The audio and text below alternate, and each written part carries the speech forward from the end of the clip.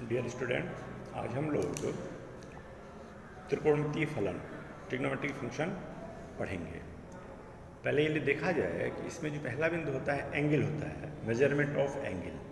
ठीक है, एंगल की क्या परिभाषा होती है ये इसमें दिया गया है, लेकिन ऐसे समझाया जाए कि यदि ये शीर्ष है और ये प्रारंभिक शिरा है तो इस प्रारंभिक शिरा को इस दिशा में रोटेट कराया जाए और अंतिम भुजा से जो झुकाव बनाता है वही कोण कहलाता है। डेफिनेशन भी है कि किसी कोण की प्रारंभिक भुजा से अंतिम भुजा तक घुमाव की मात्रा उस कोण की माप कहलाती है।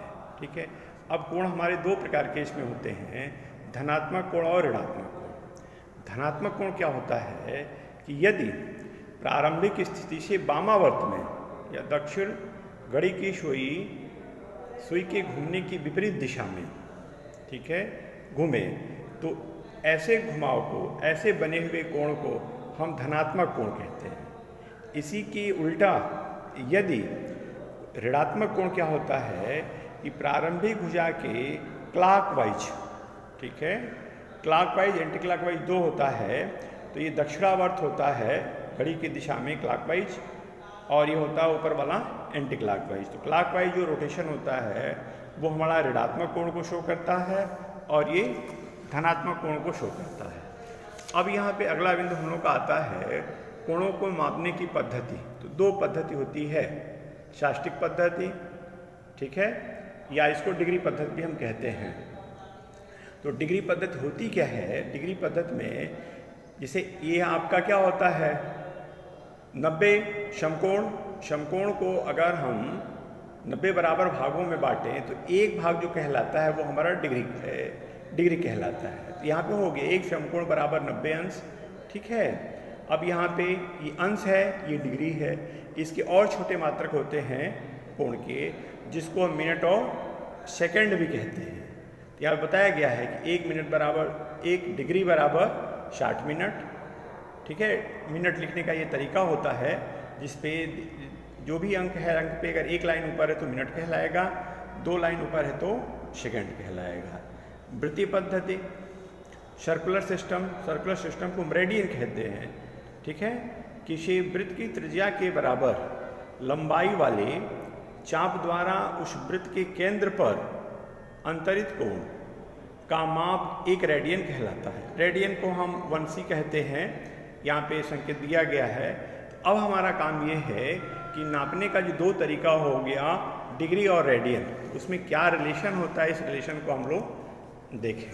तो रिलेशन में आप देखेंगे कि ऐसे बताया गया है, जैसे यहाँ समझें हम, यदि एक ये बिंदु है, इस बिंदु के किसी त्रिज्या से अगर ये वृत्त बनाया जाए तो यहाँ पे ये 360 अंश का कोण बनाता है और इसी को रेडियन में देखा जाए तो 2 पाई होगा। तो यही पे ये डेफिनेशन लिखा गया है कि 2 पाई रेडियन बराबर 360 अंश।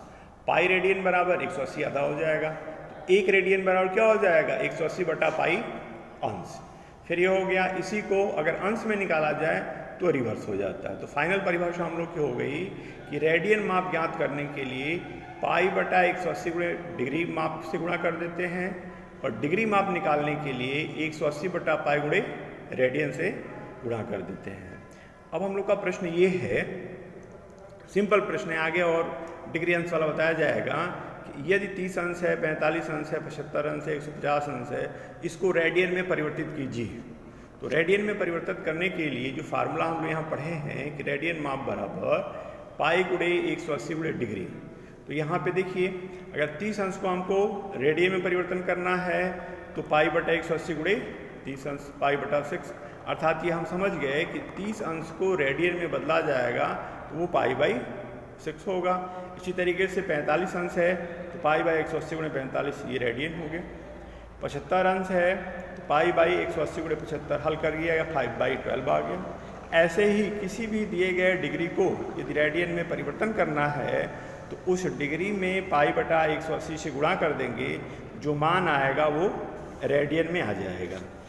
हम लोग ये भी देखते हैं कि यदि इस रेडियन को अगर डिग्री में चेंज करना है तो ये वाला फार्मूला लगा देते हैं। जैसे क्या हो गया, यहाँ पे बताया जा रहा है यदि 2π/3 है, 3π/4 है, π/3 है, ऐसे अगर ये रेडियन वाले को अंश में परिवर्तन किया जाए तो जो फार्मूला हम लोगों का है डिग्री माप बराबर 180/π गुणे रेडियन।